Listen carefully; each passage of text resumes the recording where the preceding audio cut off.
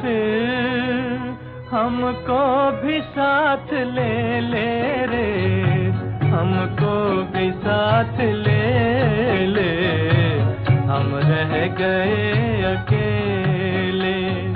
ओ दूर के मुसाफिर हमको भी साथ ले ले रे, हमको भी साथ ले ले, हम रह गए अकेले।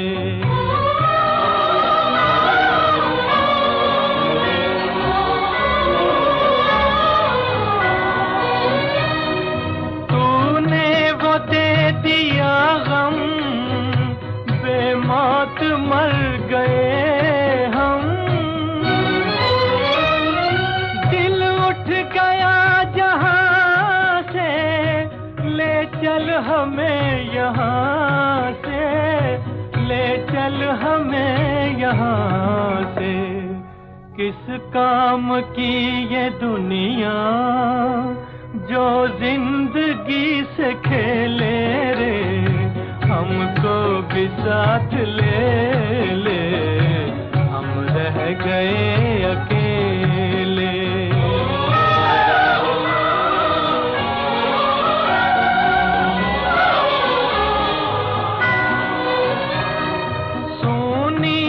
दिल की राहें, खामोश है निगाहें, नाकाम हसरतों का उठने को है जनाजा, उठने को है जनाजा। चारों तरफ लगे हैं बर्बादियों के मेले रे, हमको भी साथ ले ले, हम रह गए अकेले। ओ दूर के मुसाफिर हमको भी साथ ले ले रे, हमको भी साथ ले ले, हम रह गए अकेले।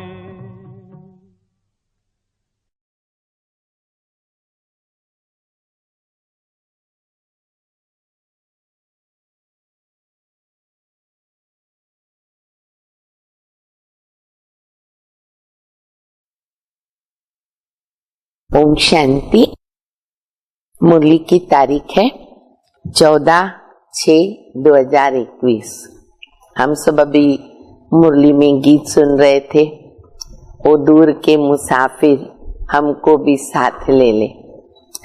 दूर का मुसाफिर बाबा आया है, बाबा आए हैं हम सबको साथ में ले जाने।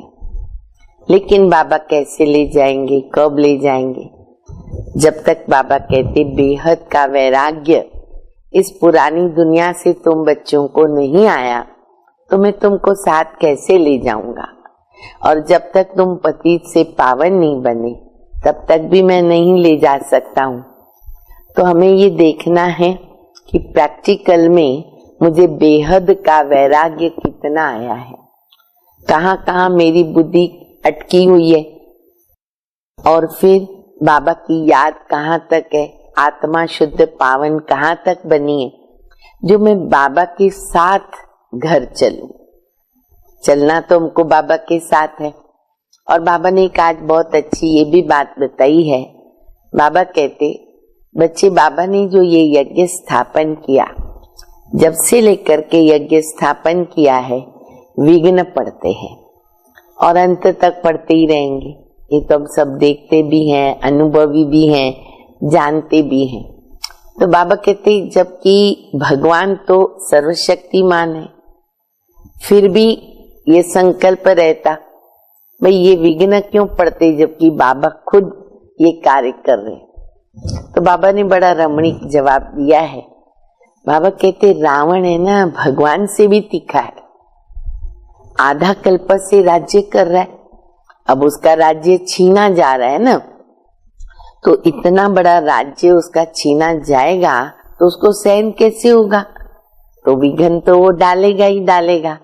तो इसलिए यज्ञ में विघ्न पड़ते रहेंगे। लेकिन हम सब बच्चे जानते हैं विजय तो हमारी है ना, ये तो निश्चित है। तो इसीलिए हमें कोई उनसे डरना नहीं, घबराना नहीं है। हम भी मुसाफिर हैं, हमें भी तो अपने घर जाना है। अब समय आ गया। मीठी मीठी शिक्षा है बाबा की मुरली में सुनेंगे। मीठे बच्चे बाप के साथ साथ तभी चल सकेंगे, बाप के साथ साथ तभी चल सकेंगे जब इस पुरानी दुनिया से बेहद का वैराग्य होगा। जब इस पुरानी दुनिया से बेहद का वैराग्य होगा। प्रश्न है, भगवान समर्थ होते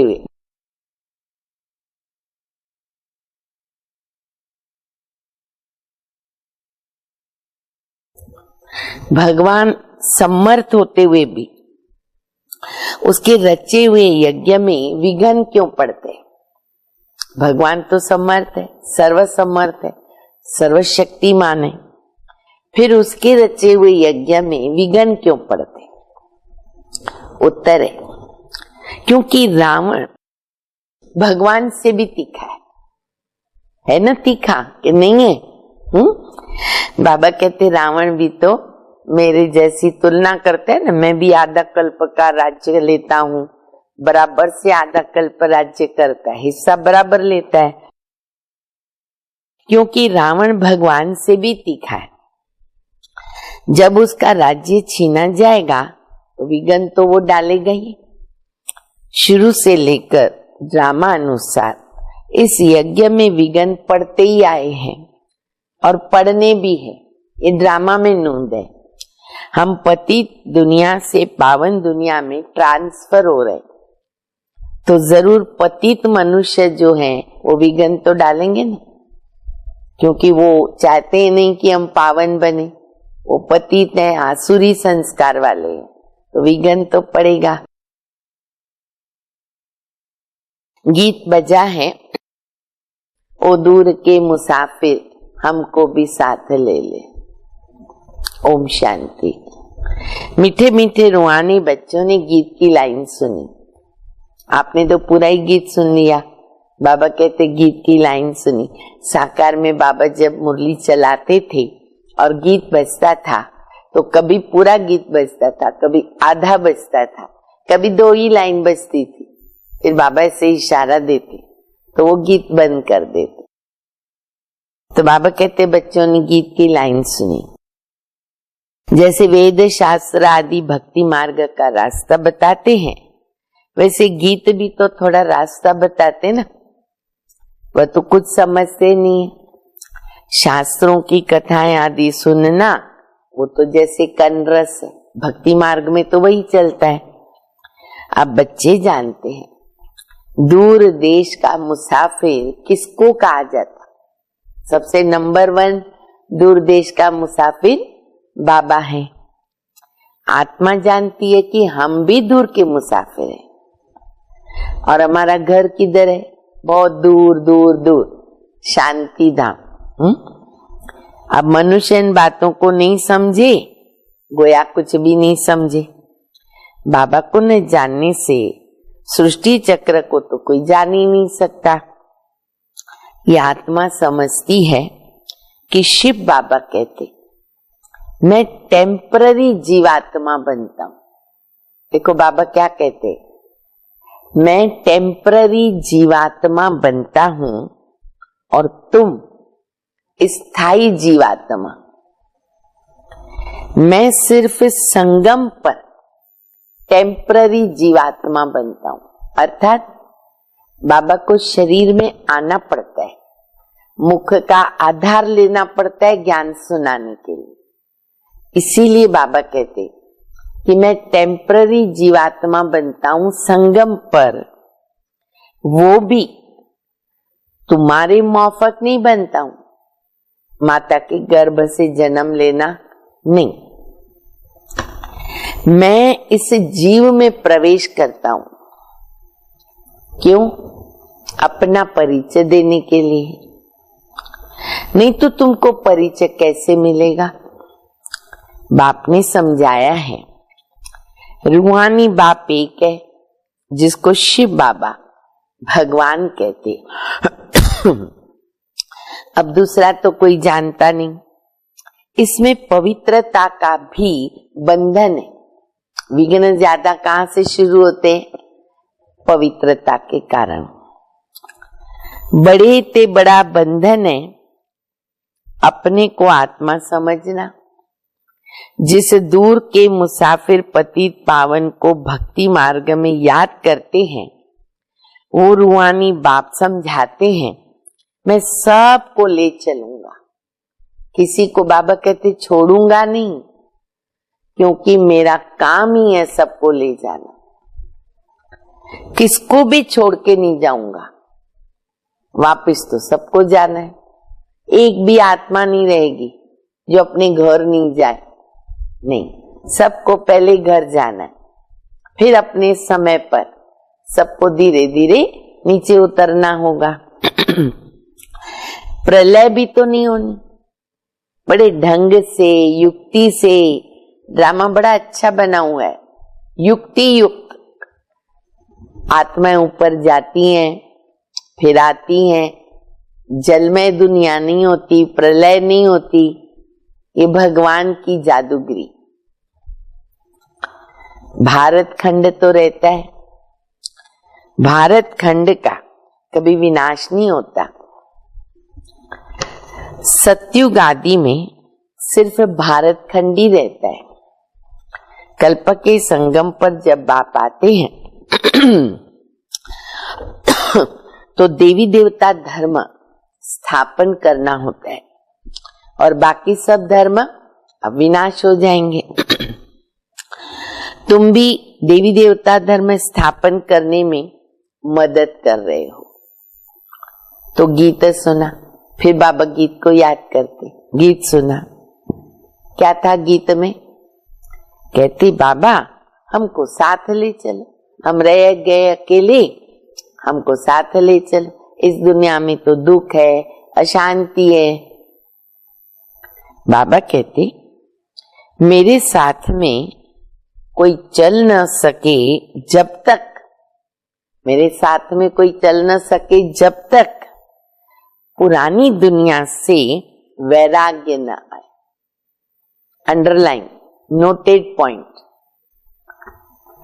नया मकान बनता है तो पुराने से दिल टूट जाती है।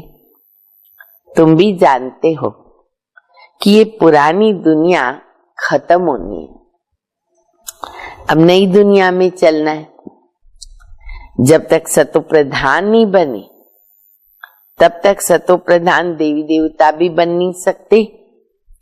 इसीलिए बाबा बार बार समझाते हैं, अपने को आत्मा समझ, बाबा को याद करो। ये बाबा को बार बार बोलना पड़ता है, क्योंकि आत्मा को पावन बनना है। सदगति करने वाला दूर का मुसाफिर एक ही आया हुआ है, दुनिया उसको नहीं जानती है। सर्वव्यापी कह दिया। अब तुम बच्चे नंबरवार पुरुषार्थ अनुसार जानते हो हम शिव बाबा की संतान हैं। आते भी हैं तो समझते हम बाप दादा के पास जाते हैं, तो ये फैमिली हो गई। इसको कहते ईश्वरीय फैमिली। कौन सी फैमिली? ईश्वरीय फैमिली। माता पिता और हम बच्चे, आपस में भाई बहन। किसको बहुत बच्चे होते हैं ना, बड़ी पलटन हो जाती है। आज भी है दुनिया में ज्वाइंट फैमिली, कोई कोई है, ज्यादा तो अभी रही नहीं। तभी भी बड़ा संगठन होता है घर में। अच्छा, कोई माता पिता ऐसे होते हैं उनको 6-8 बच्चे पैदा होते हैं, फिर उनकी फैमिली चलती है, तो बड़ी पलटन हो जाती है। शिव बाबा के बच्चे जो इतने सारे ब्रह्मा कुमार कुमारी भाई बहन हैं, ये भी तो बड़ी पलटन हो जाती है। अब हम एक ही फैमिली के बच्चे हैं बाबा के ना, इतनी बड़ी फैमिली है, कितनी बड़ी पलटन है, परिवार है। ब्रह्मा कुमार कुमारियां सब जानते हैं हम बेहद के बाबा से वर्षा लेते। शास्त्रों में दिखाते हैं पांडव कौरवों ने खेल खेला, जुआ दिखाते और राजाई को दाव में लगा दिया। अब राजाई न कौरवों की है न पांडवों की, कितना उसके अंदर गड़बड़ घोटाला झूठ आ गया। राजाई दाव में लगी, राजाई नहीं है, न कौरवों के पास है न पांडवों के पास है, ताज आदि तो कुछ है नहीं। दिखाते हैं उनको शहर निकाला मिला, हथियार आदि छिपाकर जाए रखा। अब ये सब न दंत कथा है, न पांडव का राज्य है न कौरव का राज्य है, न उनमें लड़ाई चली। लड़ाई तो राजाओं की लगती है ना, अब ये तो भाई भाई है। लड़ाई हुई है कौरव और यौवनों की, पांडवों के साथ लड़ाई नहीं है। बाकी भाई दो एक दो को कैसे खत्म करेंगे? दिखाते पांडव कौरव लड़ गए, बाकी 5 पांडव जो बचे साथ में को कुत्ता दिखाते हैं और वो भी पहाड़ के पीछे जाके गल के मर गए। खेल खलास। तो राजयोग का कोई अर्थ निकलता नहीं। भगवान आया, अधर्म का विनाश किया, एक धर्म की स्थापना की, ऐसे ही सारे पांडव भी गल के मर गए, कौरव भी मर गए। फायदा क्या हो गया? रिजल्ट कुछ भी नहीं। अब तुम बच्चे जानते हो बाबा कल्प कल्प आकर एक धर्म स्थापन करते, बुलाते हैं पतित पावन बाबा आओ, आकर हमको पतित से पावन बनाओ। सतयुग में सूर्यवंशी राजधानी होती है, ब्रह्मा द्वारा विष्णुपुरी की स्थापना हो रही है। अभी बाबा आए हैं तो उनके डायरेक्शन पर चलना है। कमल पुष्प समान पवित्र रहना, ये बाबा का पहला डायरेक्शन। बच्चे कमल पुष्प समान पवित्र रहो। कन्याओं को तो नहीं कहेंगे कि गृहस्थ व्यवहार में रह करके कमल फूल समान बनो। आज बाबा ने कन्याओं को भी बहुत अच्छी तरह याद किया है। तो बाबा कहते कन्याएं तो है ही अकेली निर्बंधन ना, गृहस्थी बनाई नहीं है। ये तो प्रवृत्ति मार्ग वालों के लिए बाबा का डायरेक्शन है कि कमल फूल समान जीवन बनाओ प्रवृत्ति में रहते हुए। कन्याएं तो निर्बंधन है, वो है ही पवित्र। ये गृहस्थियों के लिए कहा जाता है। अच्छा, फिर बाबा ने कुमार कुमारियों के लिए देखो क्या बताया है, सब ध्यान से सुने। विशेष हमारे सुकुमार और बाबा की अच्छी अच्छी कुमारियां। कुमार और कुमारियों को शादी करनी नहीं चाहिए। झंझट बढ़ते हैं, संबंध बढ़ते हैं, बंधन बढ़ते हैं। कुमार कुमारियों को शादी नहीं करनी चाहिए, नहीं तो वो फिर गृहस्थी हो पड़ेंगे, जंजाल पड़ जाएगा। कुछ गंधर्वी विवाह का नाम भी है, ऐसा भी कुछ शास्त्रों में कहा आया हुआ है। तो बाबा कहते गंधर्वी विवाह का जो है वो भी बाबा आगे लाइन बताते हैं, फिर मैं बताती हूँ। कन्या पर मार पड़ती है तो लाचारी हालत में गंधर्वी विवाह कराया जाता है। ये एक मिसाल अपना संस्था के अंदर मिसाल के रीति से ड्रामा में बन गया।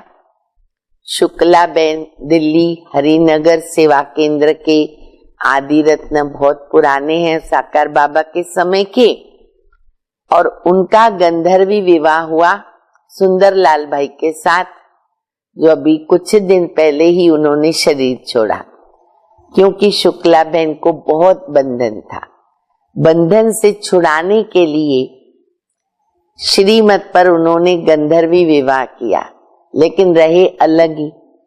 लेकिन बाबा कहते हैं कि ये बात सुनकर के कोई ये सोचे कि हम बंधन में है ना, घर वाले नहीं मानते, चलो फिर ऐसा कुछ करें, लेकिन नहीं। क्यों? क्योंकि ये मासी का घर नहीं है। ये धारणा बहुत ऊंची है। इसमें प्रैक्टिकल चलना विवाह करने के बाद बहुत मुश्किल है। इसलिए बाबा कहते उसका भी कभी हमको संकल्प आना नहीं चाहिए। वास्तव में मार सहन करनी चाहिए। बाबा बता रहे हैं मार पड़ती है, सहन करो, परंतु अधर कुमारी नहीं बनना चाहिए। शादी कर लिया, कुमारी का टाइटल तो नहीं मिलेगा, अधर कुमारी। बाबा कहते नहीं बच्चे, बाल ब्रह्मचारी का नाम बहुत होता है। शादी की तो हाफ पार्टनर हो गए। कुमारों को कहते तुम तो पवित्र रहो। गृहस्थ व्यवहार वालों को फिर कहते हैं कि गृहस्थ व्यवहार में रहकर कमल फूल समान बनो। उन्हों की ही मेहनत होती है। शादी न करने से बंधन नहीं रहेगा, बहुत सारे बंधनों से छूट जाते हैं। हाँ, बाबा के ईश्वरीय सेवा के बंधन में अपने को बांध के रखना जरूरी है, क्योंकि ये जो ईश्वरीय बंधन है वो अनेक दुख के बंधनों से मुक्त करता है। कन्या को तो पढ़ना है और ज्ञान में मजबूत होना है। छोटी कुमारियां जो सगीर है उनको तो हम ले नहीं सकते, वह अपने घर में रह के पढ़ सकती है। शुरू शुरू में जब यज्ञ में दादियां छोटी छोटी उम्र में आई तब बात अलग थी, वहीं पढ़ती रही, यज्ञ में बाबा ने पढ़ाया। लेकिन उसके बाद भारत में आ गए, सेवा का कार्य आगे बढ़ा, तो बाबा कहते कि सगीर को नहीं रख सकते, थोड़ी पढ़ाई करे, घर में उम्र हो जाए, उसके बाद हम उनको सेवा में ले सकते, जो अभी अपने नियम कायदे रहते हैं। माता पिता ज्ञान में अगर आए तो सगीर को ले सकते हैं। जैसे अभी हमारे अनुभव है, माता पिता ज्ञान में, हम भी छोटेपन में आ गए, माता पिता के साथ आ गए, तो छोटी उम्र में ही समर्पित हो गए, तो एक बात अलग हो जाती है। तो बाबा कहते हैं अगर माता पिता भी ज्ञान में आए तो सगीर को ले सकते। ये तो स्कूल का स्कूल है, घर का घर है, सत्संग का सत्संग है, ये भी लिख के रखो। बाबा का घर स्कूल है, घर है, सत्संग है। सत्य माना एक बाप, जिसके लिए कहते ओ दूर के मुसाफिर हमको भी साथ ले ले। आत्मा गोरी बनती है ना, आत्मा गोरी बन जाती तो बाबा कहते मैं मुसाफिर सदा गोरा हूं, मैं तो एवर हुसैन हूं। हाँ, तुम सजनिया काली बन गई, मैं तुमको भी गोरा बनाने आता हूं, प्यूरिटी में रहने वाला हूं। मैं आकर सभी आत्माओं को पवित्र गोरा बनाता हूं, और तो कोई ऐसे मुसाफिर है नहीं।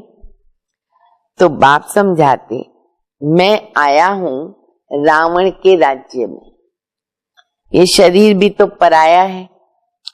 तुम्हारी आत्मा कहेगी कि हमारा शरीर है, हम क्या बोलेंगे? मेरा शरीर, मेरी आंखें, मेरे हाथ पांव। बाबा क्या कहेगा? शिव बाबा ने तो ब्रह्मा में प्रवेश किया, बाबा कहेगा ये हमारा शरीर नहीं है, ये इनका शरीर है, ब्रह्मा का शरीर है, ये पतित शरीर हमारा नहीं है। आते ही है इनके बहुत जन्मों के अंत के जन्म में। जो नंबर 1 पावन था और नंबर लास्ट अंत में विकारी पतित बना। पहला नंबर 16 कला संपूर्ण था, यहाँ आकर पाठ बजाते, अब तो कोई भी कला नहीं, पूरे कलाहीन हो गए। पति तो सब है। तो बाप दूर देश का मुसाफिर हुआ ना, कितना ये लाइन बाबा ने मुरली में याद की है, गीत की लाइन। तुम आत्माएं भी मुसाफिर हो, यहाँ के पाठ बजाती हो। इस सृष्टि चक्र को कोई नहीं जानता, भल कोई कितना भी शास्त्र आदि पढ़ा है, परंतु ज्ञान तो नहीं दे सकते। बाबा कहते मैं स्तन में प्रवेश करके तुम आत्माओं को ज्ञान देता हूँ। वह तो मनुष्य को शास्त्रों का ज्ञान देते हैं, तो वो तो भगत हो गए। सदगति दाता तो एक ही है, वही ज्ञान का सागर है। उनको न जानने के कारण देहाभिमान आ जाता है। वह कोई ये तो समझाते नहीं ना कि अपने को आत्मा निश्चय करो। कोई ने नहीं बोला, न कोई ने प्रैक्टिकल अनुभव कराया। आत्मा पड़ती है, ये कोई समझते नहीं, कारण कि देहाभिमान है। रावण ने क्या किया, पूरा हमको बॉडी कॉन्शियस में ला दिया। अभी दूर का मुसाफिर तो शिव बाबा को कहेंगे, तुम जानते हो हम 84 का चक्कर लगा चुके हैं। बाबा कहते 5000 वर्ष पहले भी समझाया था कि बच्चे तुम अपने जन्मों को नहीं जानते हो, मैं जानता हूं। गीता में आटे में लूण के मिसल, लूण माना नमक, तो आटा इतना सारा होता है, नमक कितना पड़ता है, इतना। थोड़ा भी नमक ज्यादा हुआ खा नहीं सकते। तो बाबा कहते नमक के जितनी बात उसके अंदर रह जाती है सच्ची। वही गीता का एपिसोड, वही महाभारत की लड़ाई, वही मनमना भव मध्याजी भव का ज्ञान, मामेकम याद करो, ये अक्षर आते गीता में। लड़ाई भी बरोबर लगी, पांडवों की विजय हुई, कौरव पांडव, हाँ सब कुछ बताते हैं। विजय माला विष्णु की गाई जाती है। शास्त्रों में तो दिखा दिया पांडव गल के मर गए, फिर माला कहां से बनी, सारे खत्म हो गए, कहां से बनी। अब तुम समझते हो हम विष्णु की माला बनने के लिए यहाँ आए हैं। ऊपर में है पतित पावन बाप, उनका यादगार तो चाहिए ना। भक्ति मार्ग में यादगार गाया जाता है। 8 की माला है, फिर 108 की, फिर 16,108 की। कहते हैं चढ़ती कला तेरे भाणे सर्व का भला। अब तुम जानते हो हमारी चढ़ती कला है। हम चले जाएंगे अपने सुखधाम, फिर हम वहां से नीचे कैसे उतरते हैं, 84 जन्म कैसे लेते हैं, ये सारा ज्ञान तुम्हारी बुद्धि में है। ये ज्ञान भूलना नहीं चाहिए। हमारे सब दुख दूर करने, श्राप मिटाने, सुख का वर्षा देने बाबा आया है। रावण का श्राप लगा हुआ, राहु की दशा बैठी हुई, बाबा श्राप मिटाने आए। रावण के श्राप से सबको दुख होता है, तभी बाप को और वर्षे को याद करो। तुम जानते हो हम सूर्यवंशियों ने भारत में राज्य किया। भारत में शिव बाबा आते, भारत ही स्वर्ग था। ये घड़ी घड़ी बुद्धि में याद करना पड़े, सिमरन करते रहना पड़ेगा ना। जिसने 84 का चक्र नहीं खाया होगा,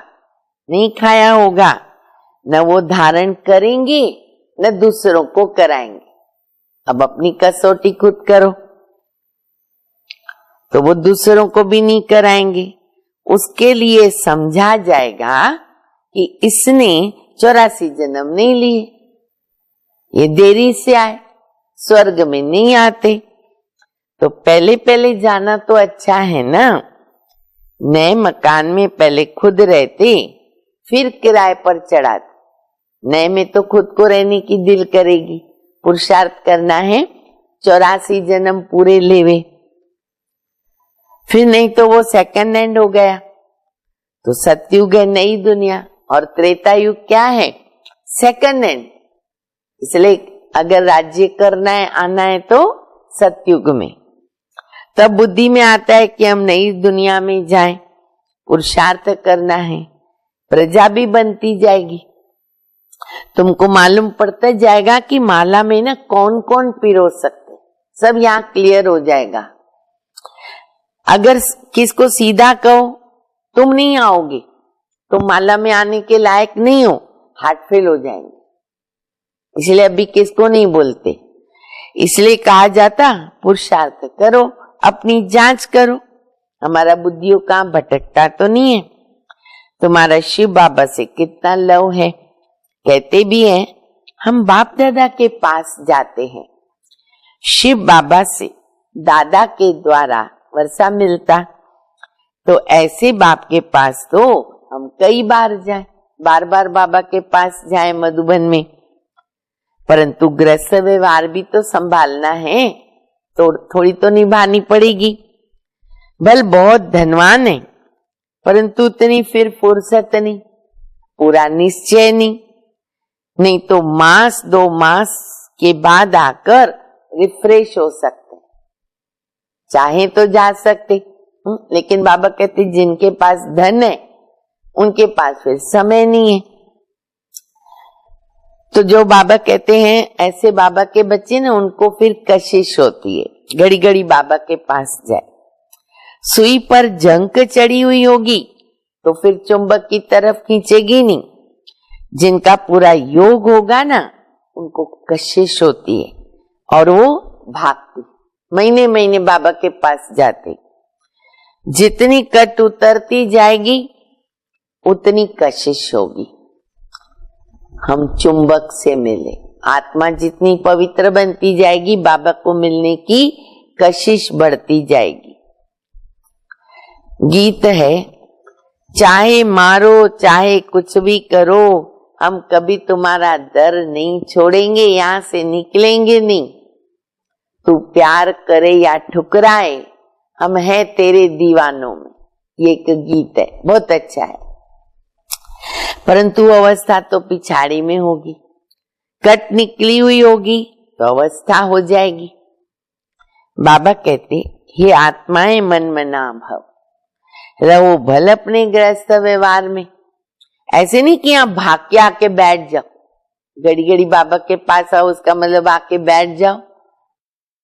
सागर के पास बादलों को आना है, रिफ्रेश होना है, फिर क्या करना है, जाके बरसना है, सेवा करनी है। बंधन जब खलास हो सर्विस पर जा सकते। माँ बाप को अपने बच्चों को संभालना है, बाप को बाबा की याद में रहना है, पवित्र बनना है। बच्चे हमने पैदा किए तो उनको संभालना भी पड़े ना।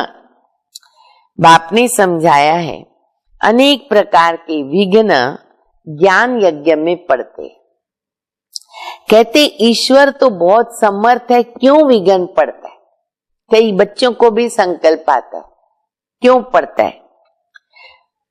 मनुष्यों को पता नहीं कि रावण भगवान से भी तीखा है, उनकी राजई छीनी जाती है तो अनेक प्रकार के विघ्न पड़ते।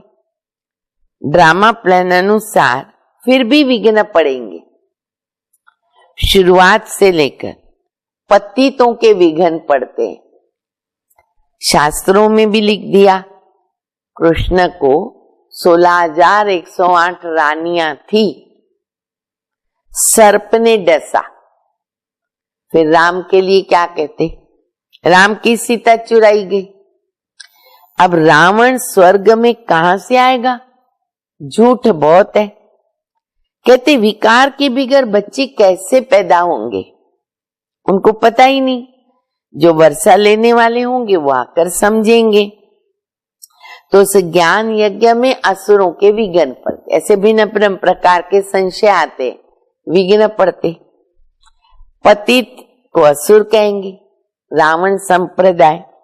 अभी तुम संगम पर हो, रावण राज्य से किनारा कर लिया है, फिर भी कुछ लैस आती है, थोड़ी थोड़ी लैस आती है। ये बुद्धि में ज्ञान है कि हम जा रहे, बैठे तो यहां ही है, बुद्धि में ज्ञान है बैठे यहां हो, परंतु उनसे तुमको जैसे वैराग्य, बैठे तो दुनिया में ही है, पुरानी दुनिया, पर वैराग्य हो, बुद्धि से निकली हुई। ये छीछी दुनिया कब्रिस्तान भिन्न भिन्न पॉइंट्स से समझाया जाता है। वास्तव में एक ही पॉइंट है मन मना भाव, ज्ञान का सार। कितनों की चिट्ठियां आती है, बाबा के पास बहुत चिट्ठियां आती थी साकार में। बाबा हम बांधे लिए, अब एक द्रौपदी नहीं हजारों हो जाएगी। अभी तुम पति दुनिया से पावन दुनिया में ट्रांसफर हो रहे हो। जो कल्प पहले फूल बने होंगे वो बनेंगे। गार्डन ऑफ अल्लाह की यहाँ स्थापना हो रही है। कोई कोई तो ऐसे अच्छे अच्छे फूल होते हैं जो देखने से ना आराम आ जाता है, एकदम दिल खुश हो जाती है। बड़ी सुंदर फूल, बड़ी कलर्स, प्रकृति और नेचर को देखो आप, वंडर लगेगा। फूलों के हजारों आप वैरायटी देखोगे और कितने मिक्स मिक्स कलर्स भी होते, बहुत बड़ी कुदरत है। नाम है किंग ऑफ फ्लावर्स। सतयुग में तो क्या नहीं होगा, 5 रोज से रखा हो ना तो भी खिला रहेगा। ऐसे भी फूल है, खुशबू फैलती रहेगी। यहाँ भी जो बाबा को याद करते हैं, याद दिलाते हैं, अरे उनमें खुशबू आती रहती। ये गुण होने चाहिए, खुशबू आती रहेगी, सदैव खुश रहते। ऐसे मीठे मीठे बच्चों को देख कर ना बाबा हर्षित होते। बाबा को बड़ा अच्छा लगता है ऐसे बच्चों को देख करके। उन्हों के आगे ना बाबा की ज्ञान की डांस भी बहुत अच्छी चलती है, देखने वाले भी मजेदार, तो डांस करने वाले को भी बड़ा आनंद आता है। अच्छा, मीठे मीठे सिक्किल दे बच्चों प्रति माता पिता बाप दादा का याद प्यार। Good morning.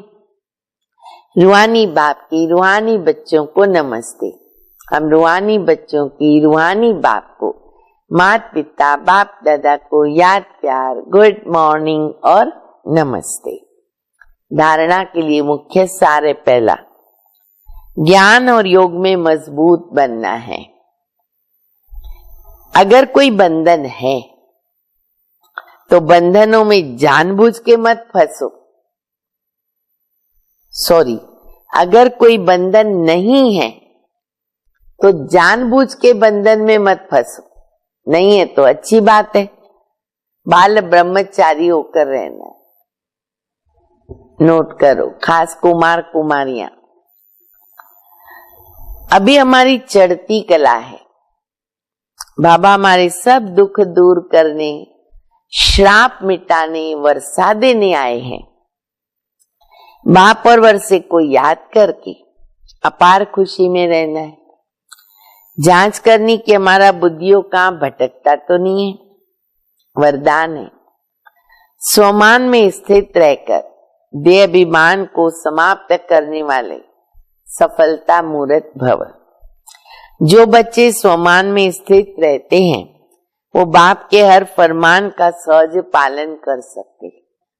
स्वमान भिन्न भिन्न प्रकार के सारे देह अभिमान को समाप्त करता है, लेकिन जब स्वमान से स्व शब्द निकल जाता है, स्वमान स्व निकल जाता है और मान शान में आ जाते, तो एक शब्द की गलती होने के कारण क्या होता है, अनेक गलतियां हो जाती। स्व शब्द भूल गए, इसलिए मेहनत ज्यादा और प्रत्यक्ष फल कम मिलता है।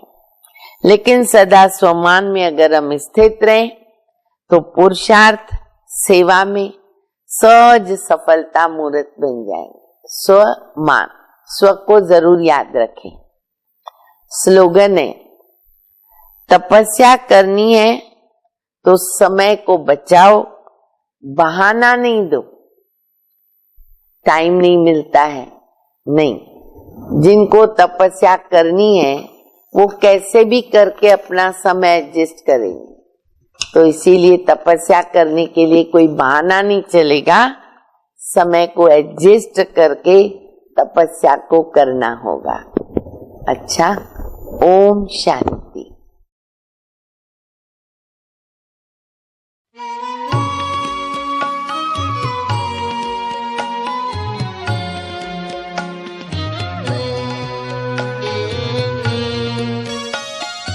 करो तपस्या